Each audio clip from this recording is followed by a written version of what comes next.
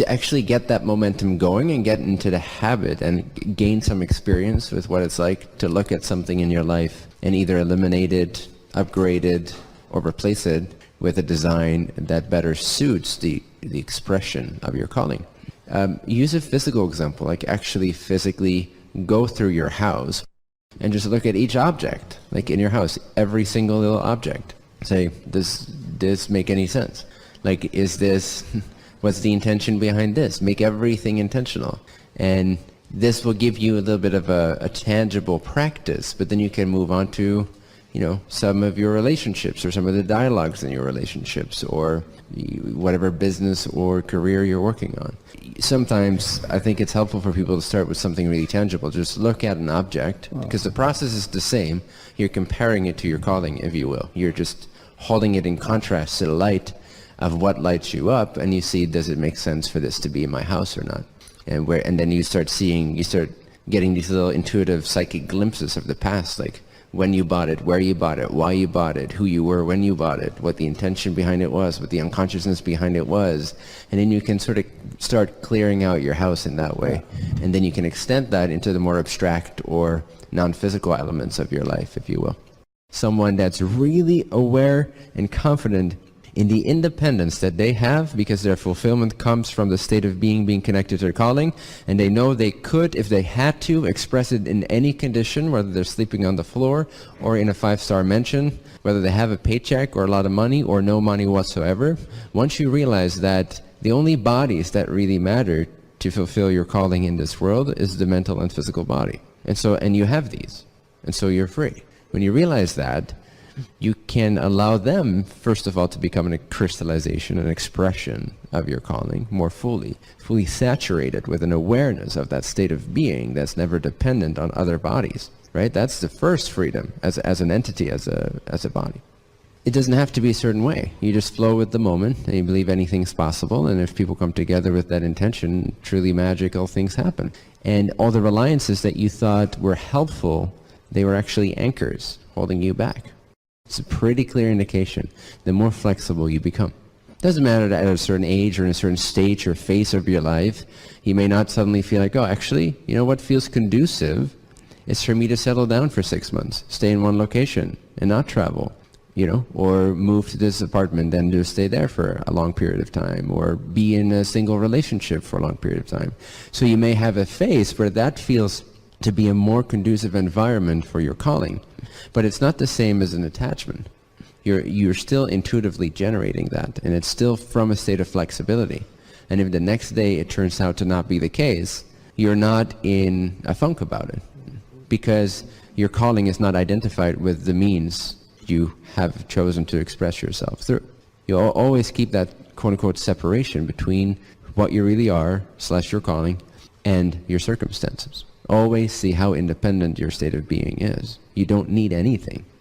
If there's a confusion regarding, okay, how I'm going to monetize my calling, then either you haven't really found your calling yet, or you're just not really that connected to it right now, because if you are connected to it, you don't care where you live next month. And so you don't care about how you'll get the money to live there next month, because you have no clue what next month is going to be like, right? The more you become an expression of your calling, your body is your first vehicle, right? Your mind and body are the first avenues that house the calling. And so those need to be addressed first.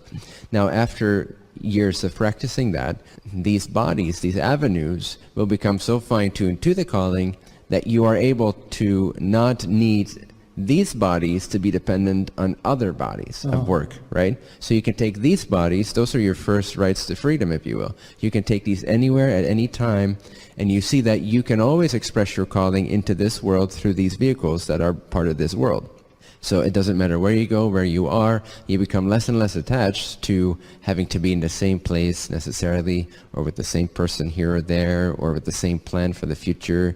And this is a gradual process. Don't force yourself to go all out, because there may be some backlash, which also you could address and deal with. It's not a big deal ultimately, but take it at your own pace, but do experiment.